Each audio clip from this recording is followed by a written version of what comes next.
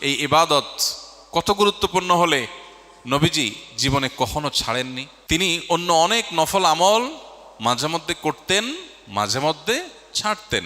তাহলে আমলের ইম্পর্টেন্সি, এ আমলের গুরুত্ব, এ আমলের মাহাত্ম্য কত সেটা বলার আর অপেক্ষা রাখে? রমাদানের অবশিষ্ট দিনগুলোর মধ্যে সবচেয়ে গুরুত্বপূর্ণ আমলের নাম হলো এতেকাফ, যেটা রমাদানের শেষ দশকে করতে হয়। এতেকাফ অবশ্য রমজানের প্রথম দশক, মাঝের দশক, এই দিনগুলোতেও করা যায়, একদিন দুই দিনও করা যায়, কিন্তু মাসনুন যে এতেকাফ নবী করিম সাল্লাল্লাহু আলাইহি সাল্লামের রমাদানে, সেই প্রতিষ্ঠিত সুন্নাহ নবী সাল্লাল্লাহু আলাইহি সাল্লামের রমাদানে, সেটি হলো রমজানের শেষ দশকে এতেকাফ করা। শেষ দশকের এতেকাফ সম্পর্কে মা আয়েশা রাদিয়াল্লাহু তাআলা আনহা বলেছেন, কানা নবী সাল্লাল্লাহু আলাইহি সাল্লাম ইয়াতাকিফুল আশরাল আওয়াখির মিন রমাদান হাত্তা তাওয়াফাহুল্লাহ। নবী করিম সাল্লাল্লাহু আলাইহি সাল্লাম রমাদান ফরজ হওয়ার পর থেকে নিয়ে যে রমজানের শেষ 10 দিন এতেকাফ করতে শুরু করেছেন, তার ওয়াফাত পর্যন্ত, মৃত্যু পর্যন্ত প্রত্যেক বছর তিনি রমজানের শেষ 10 দিন এতেকাফ করেছেন। এবং আবু হুরায়রা রাদিয়াল্লাহু তাআলা আনহু বর্ণিত আরেকটি হাদিস থেকে আমরা জানতে পারি যে নবী সাল্লাল্লাহু আলাইহি সাল্লাম তার জীবনে প্রত্যেক বছর রমজানের শেষ 10 দিন এতেকাফ করেছেন। আর জীবনের সর্বশেষ রমজান যেটি ছিল, সেই রমাদানে তিনি 20 দিন এতেকাফ করেছেন। যে আমলটি প্রিয় নবী সাল্লাল্লাহু আলাইহি সাল্লাম জীবনে কোনো বছর কোনো রমজানে একবারও ছাড়েননি, আমাদের সমাজে বেশিরভাগ মানুষের জীবনে সে আমলটি জীবনে একবারও করা হয়নি। এর চেয়ে বড় দুর্ভাগ্যের বিষয় আর কি হতে পারে? এর চেয়ে বড় হতভাগ্যের বিষয় আর কি হতে পারে? চরম শত্রুর সাথেও তো মানুষের এই বৈপরীত্য থাকে না। এরকম বৈপরীত্য নবী সাল্লাল্লাহু আলাইহি সাল্লামের সাথে আমাদের আচরণগত, আমলগত বৈপরীত্য আমরা সৃষ্টি করে ফেলেছি। এই জন্য আমরা নিয়ত করে নেই, আল্লাহ রাব্বুল আলামিনের কাছে তৌফিক কামনা করি, আমরা ইনশাআল্লাহ রমজানের শেষ 10 দিন এতেকাফ করব। এতেকাফ মানেটা কি? এতেকাফ শব্দের অর্থ কোথাও নিজেকে আবদ্ধ করে ফেলা, নিজেকে বন্দি করে ফেলা। এতেকাফের মূল কথা হলো রমাদানের এই দিনগুলোতে যখন আমরা এতেকাফ করব, এই দিনগুলোতে আল্লাহর ঘরে, মসজিদে নিজেকে আটকে ফেলা, আবদ্ধ করে ফেলা। দুনিয়ার মানুষের কাছে মানুষ বিভিন্নভাবে চাইতে পারে। চাওয়ার চরম সীমা হলো, চাওয়ার সর্বোচ্চ লেভেল হলো যে কারোর গেটে গিয়ে বসে পড়া, পাঁও ধরে বসে পড়া, যে না দেওয়া ছাড়া যাচ্ছি না, যে কোনোভাবে আদায় করার জন্য পণ করা। আল্লাহ রাব্বুল আলামিনের কাছে আমরা সারা বছর দোয়া করি, মুনাজাত করি, চোখের পানি ফেলি, তৌফিক অনুযায়ী কম বা বেশি, কিন্তু এতেকাফের আমলের মাধ্যমে মূলত আল্লাহ রাব্বুল আলামিনের ঘরে এসে কাঁথা বালিশ নিয়ে, গাঁট্টি বস্কা নিয়ে আমরা একরকম বসে যাই আল্লাহর ঘরে, যে আল্লাহ তোমার মাগফিরাত নিয়েই আমি যাব। কোনো মানুষের গেটে, দুয়ারে বা পাও জড়িয়ে খুঁটি গেড়ে বসে যেরকম মানুষ চায়, সেই চাওয়ার ফলে সাধারণত মানুষ খুব কমই বিফলে যায়। ঠিক একইভাবে আল্লাহর ঘরে এতেকাফ করতে এসে একদম খুঁটি গেড়ে বসে যাওয়াটা এরকম চাওয়া অনেকটা। এই চাওয়ার ভিতরে অবর্ণনীয় এক তৃপ্তি আছে, এই চাওয়ার মধ্যে অন্যরকম এক আবেগ আছে, ভাব আছে। এই আবেগটা উপলব্ধি করার তৌফিক যাদের হয়েছে, তারা জীবনে কখনো এতেকাফ ছাড়তে খুব কষ্ট হয়। এতেকাফের স্মৃতি তারা ভুলতে পারেন না। প্রিয় ভাইরা আমার, গোটা পৃথিবীর হাজার হাজার সৃষ্টি আল্লাহর, এগুলো আমাদেরকে, আমাদের মনোযোগকে, আমাদের ফোকাসকে নানা দিকে বিক্ষিপ্ত করে রেখেছে। সোশ্যাল মিডিয়ার এই যুগে, বিশেষ করে অনলাইনে বিচরণের এই সময়টাতে আমাদের মনোযোগ হাজার হাজার জিনিস নিয়ে যাচ্ছে। আমরা যখন সোশ্যাল মিডিয়া স্ক্রল করি, আমাদের সামনে কোনো একটা পোস্ট আসে, আমরা এই পোস্টটা দেখব কি দেখব না সিদ্ধান্ত নেই। স্ক্রল করে যাওয়ার পর বা স্ক্রল করে যদি কোনো পোস্ট সামনে আসে, আমরা যদি সেটা দেখি, তখন রিয়্যাক্ট করব কি করব না সেখানে আমরা মনোযোগ দেই।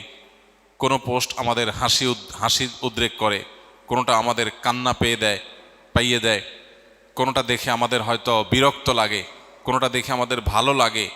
আমাদের অনুভূতি, আমাদের আবেগ, আমাদের সিদ্ধান্ত, এগুলো এত ভাগে বিভক্ত যে পরিপূর্ণ আল্লাহ রাব্বুল আলামিনের প্রতি মনোযোগী হওয়ার সুযোগ, পরিপূর্ণ আল্লাহর দিকে ফোকাস দেওয়ার সুযোগ।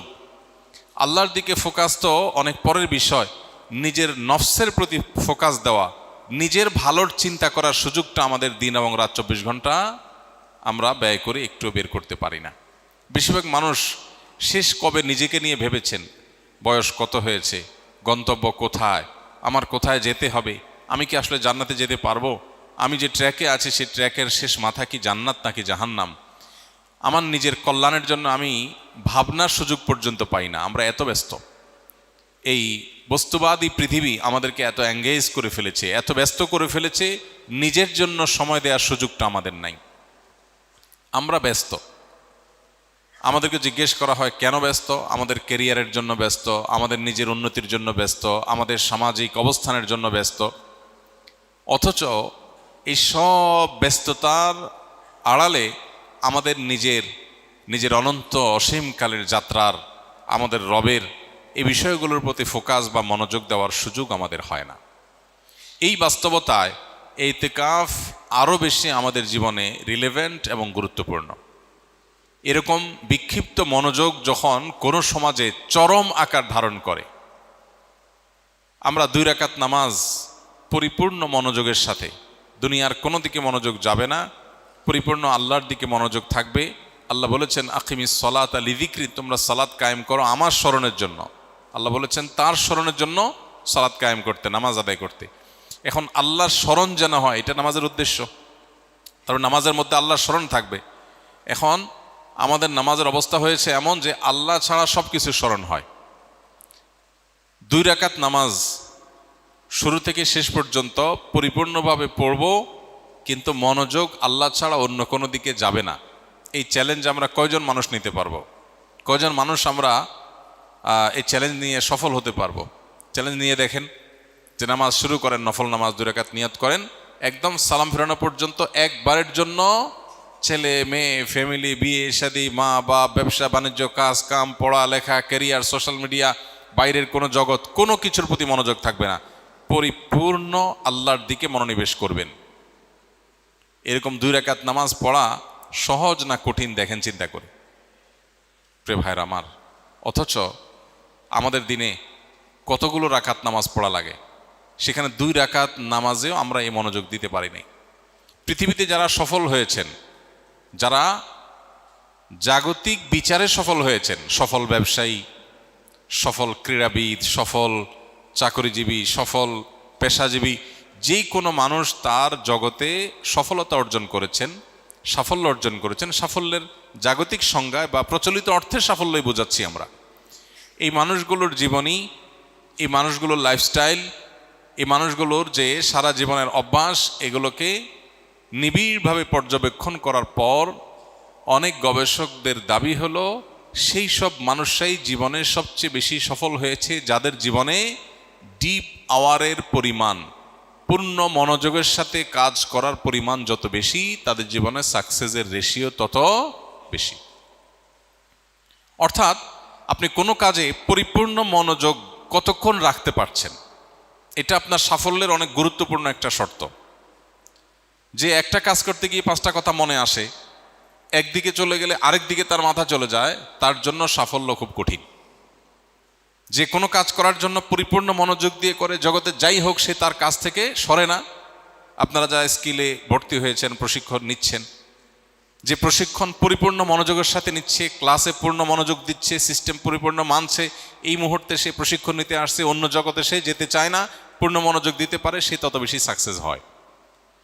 যারা স্কিল থেকে ট্রেনিং শেষ করে এখন বিভিন্ন জায়গায় জবে আছেন, যে ব্যক্তি তার জবের দিকে যত বেশি মনোযোগ দিবে, যত বেশি ফোকাস দিবে, তার কাজটাই সবচেয়ে গুরুত্ব পাবে, অন্য দিক থেকে মনোযোগ সরিয়ে এদিকে যত বেশি মনোযোগ ইনভেস্ট করতে পারবে, সে চাকরিজীবী হিসাবে তার ওই কাজের জগতে তত বেশি সাকসেস হবে। আর যার মনোযোগ যত কম থাকবে, তার সাকসেসের পরিমাণ তত কম হবে। এই মনোযোগ এখন নষ্ট হওয়ার মতো হাজার হাজার ডোপামিন, হাজার হাজার মনোযোগ বিনষ্টকারী ডোপামিন আজ চতুর্দিকে ছড়িয়ে ছিটিয়ে দেওয়া হয়েছে। স্পিরিচুয়ালি, আধ্যাত্মিকভাবে আমাদের মুসলমানদেরকে ধ্বংস করবার জন্য হাজারো আয়োজন আছে। যেগুলোকে আপনি দেখছেন নিছক বিনোদন, এগুলো মূলত আপনার আমার রুহানি শক্তি ধ্বংসের আয়োজন। যেগুলোকে আপনি দেখছেন নিছক টাইম পাস, সেগুলো আসলে টাইম পাস না, সেটা আপনার লাইফ পাস। আমাদেরকে শেষ করে দেওয়া হচ্ছে, মনোযোগ নাই। 2 রাকাত নামাজ পড়ার মতো মনোযোগ যার নাই, তার জীবনে সাকসেস কোত্থেকে আসবে? প্রিয় ভাইরা আমার, ইতিকাফ আপনার জীবনে, আমার জীবনে এই অভাবটা পূরণে সবচাইতে বড় ভূমিকা রাখবে। কারণ ইতিকাফের মানেই হলো তুমি একমুখী হও। 355 দিন তোমার ব্যবসা বাণিজ্য, কাজ কাম, ফ্যামিলি, সোশ্যাল মিডিয়া, তোমার আশপাশ, প্রতিবেশী, পরিবেশ ইত্যাদি ইত্যাদি, এগুলো নিয়ে হাজারটা কাজ নিয়ে তুমি ব্যস্ত ছিলে। 10টা দিন তুমি পরিপূর্ণ শুধু নিজের প্রতি মনোযোগ দাও, নিজেকে সময় দাও, নিজের আল্লাহর সাথে সম্পর্ককে নিবিড় করো, শুধু আল্লাহকে স্মরণ করো, একমুখী মনোযোগ দেওয়ার চেষ্টা করো। এই প্রচেষ্টার নাম ইতিকাফ। ইতিকাফ আমাদের জীবনের মিনিং চেঞ্জ করে দিতে পারে। ইতিকাফ আমাদের জীবনের অর্থকে পরিবর্তন করে অনর্থক জীবন থেকে অর্থবহ জীবনের ট্র্যাকে আমাদেরকে তুলে দিতে পারে। এই জন্য ইতিকাফের নিয়ত করবো তো ইনশাআল্লাহ। এই ইবাদত কত গুরুত্বপূর্ণ হলে নবীজি জীবনে কখনো ছাড়েননি। তিনি অন্য অনেক নফল আমল মাঝে মধ্যে করতেন, মাঝে মধ্যে ছাড়তেন। ইতিকাফ এমন আমল যে কখনো তিনি ছাড়তেন না। তাহলে আমলের ইম্পর্টেন্সি, এ আমলের গুরুত্ব, এ আমলের মাহাত্ম্য কত, সেটা বলার আর অপেক্ষা রাখে? অতএব আমরা নিয়ত করে ফেলি যে যাদের তৌফিক আছে তারা এই বছরই, আর যাদের তৌফিক নেই তারা পরবর্তী বছর জীবনে যখনই সুযোগ হবে আমরা ইতিকাফ করবো ইনশাআল্লাহ। শয়তান আমাদেরকে মিথ্যা কথা বলে, আমাদেরকে দূরে সরায়। যে কোনো ভালো কাজ করতে আপনি যখন নিয়ত করবেন, শয়তান দেখবেন আপনার সামনে নানান চ্যালেঞ্জ সামনে এনে হাজির করবে। শয়তান আপনাকে বলবে, তুমি যদি ইতিকাফে বসো তোমার কাজ কামের কি হবে, ফ্যামিলি চলবে কিভাবে, তোমাদের কেরিয়ারের ক্ষতি হবে, এরকম নানান মিথ্যা কথা শয়তান এসে বলবে। শয়তানকে বলতে হবে, আমি যদি ইতিকাফের সময় শুরু হওয়ার আগে মরে যাই, হাত পা ভেঙে হসপিটালে ভর্তি হয়ে যাই, অ্যাডমিট হয়ে যাই, আমার কাজগুলো কি সব থেমে থাকবে? পৃথিবীর সব যেটা যেখানে আছে সেখানে স্টপ হয়ে যাবে? যেহেতু আমি হসপিটালে অ্যাডমিট আছি, আমি সুস্থ হওয়ার পরে আবার সব চলবে, এরকম? তাহলে আমি কোন মিথ্যা জুজুর ভয়ে আমার আমলকে পিছাচ্ছি? আগামী রমজান পর্যন্ত হায়াত পাবো সেটাও তো আমি জানি না। এই জন্য ভাই ইতিকাফে বসার নিয়ত করবো তো ইনশাআল্লাহ। আল্লাহ আমাদের সবাইকে তৌফিক দান করুন।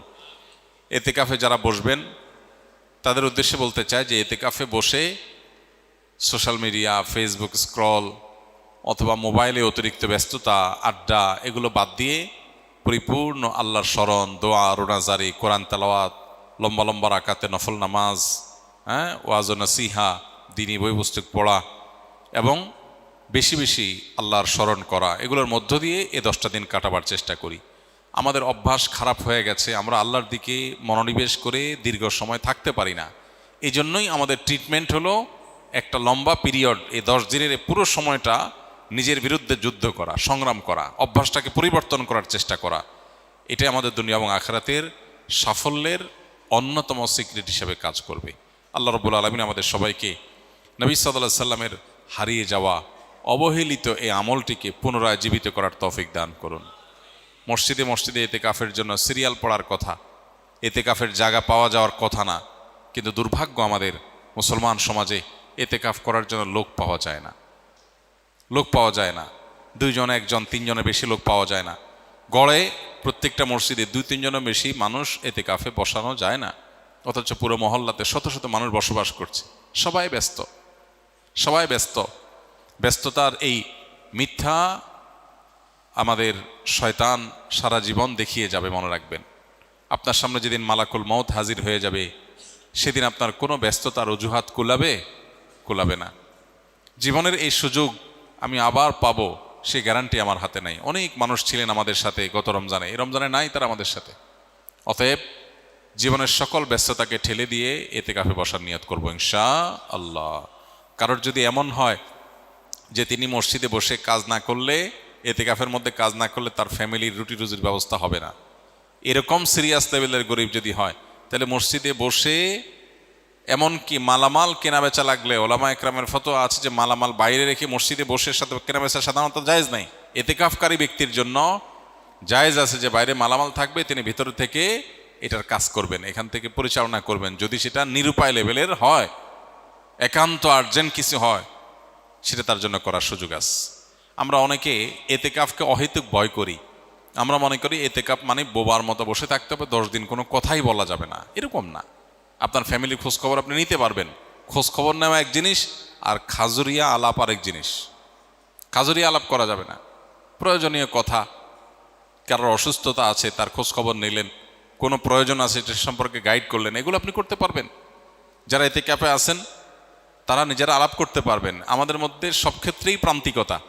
কিছু মানুষ আছে এতেকাফে বসে আড্ডা মারে, আর কিছু মানুষ মনে করে এতেকাফে বসলে বোবা হয়ে যেতে হয়।